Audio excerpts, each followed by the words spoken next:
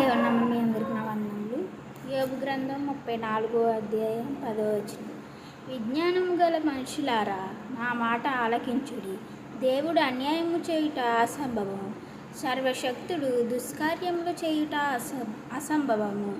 నరుల క్రియలకు తగినట్టుగా ఫలము ఆయన వారికిచ్చును. అందరికీ వారి వారి మార్గములను బట్టి వారికి ఫలమిచ్చును. జీవితంలో నీలా ఉండాలని యేసు నాలో ఎంతో ఆశున్నది.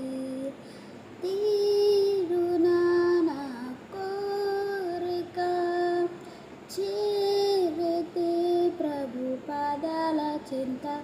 జీవితంలో